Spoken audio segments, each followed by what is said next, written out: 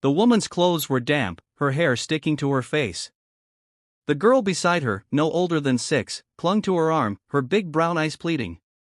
Something about those eyes, it hit him like a lightning bolt. They looked exactly like his daughter's. For a second, the city noise faded. All he could hear was the pounding of his heart. His breath caught in his throat. "Clara," he whispered, disbelief coating his voice. The woman slowly lifted her face. And then time stopped. It was Emily. The woman he once loved, the woman he'd left behind when he chose money and ambition over everything else. She looked older now, worn out by struggle. The spark in her hazel eyes had dimmed, replaced by exhaustion and quiet pain. Daniel took a step forward, his chest tightening. "Emily, is that really you?" Her lips parted, trembling. For a moment, she didn't answer. The rain washed down her cheeks like tears. "Daniel," she breathed, her voice breaking. "I didn't want you to see me like this."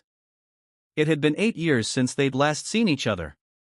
Back then, Daniel was a dreamer with grease-stained hands, working at a repair shop and saving every penny to build his own business. Emily was the one who believed in him when no one else did. She'd worked double shifts as a nurse, often coming home too tired to even eat, but she'd still smile and say, "You'll make it, Danny. Just don't forget your heart when you do." But he did forget. When investors finally noticed him, when fame and wealth came, he changed. He started attending parties, wearing tailored suits, and listening to people who told him Emily wasn't good enough for his new life. One argument led to another until one night, she packed her things and left with nothing but a broken heart. He never looked back. Until now. The little girl tugged Emily's sleeve. "Mommy, I'm hungry." Daniel's head snapped toward the child. His voice came out hoarse. You said mommy?" Emily looked away, guilt clouding her face. "She's your daughter, isn't she?" Daniel asked, his voice cracking, almost a whisper. "Is she mine?" The rain poured harder now, but neither of them moved. Emily bit her lip, holding the child close. "Her name is Lily," she said softly. "And no, Daniel. She's not yours."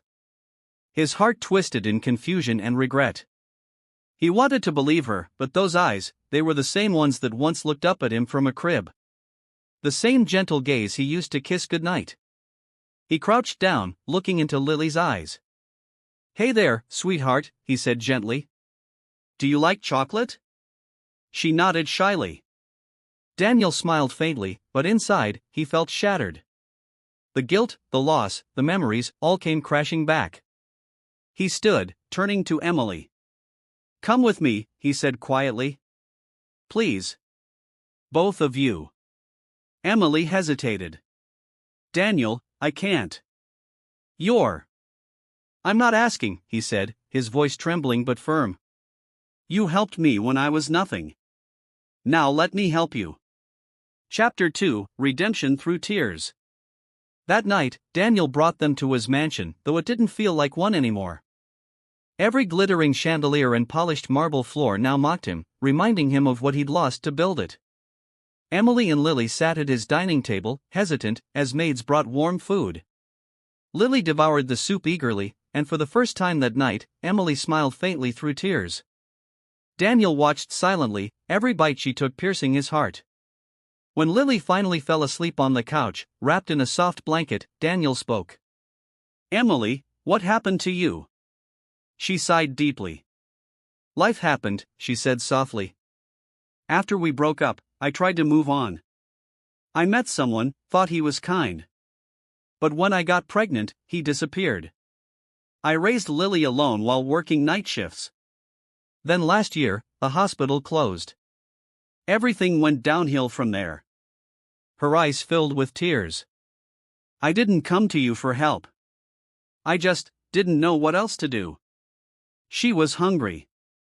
Daniel felt his chest tighten painfully. "Emily, I'm so sorry," he whispered. "I was a fool. I thought success would fill the emptiness, but it only made it worse. Every night, I wondered what would have happened if I'd fought for us instead of my pride."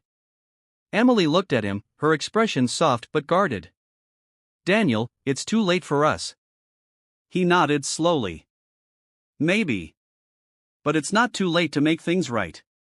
Over the next weeks, Daniel made sure Emily and Lily had everything they needed: food, clothes, a small cottage near his estate, and even school admission for Lily. But he didn't do it out of guilt alone. He did it because he'd finally remembered what love truly meant. He started visiting them often, reading bedtime stories to Lily, fixing her toys, laughing again like he hadn't in years. The little girl began calling him Uncle Dan, and every time she smiled, something in him healed.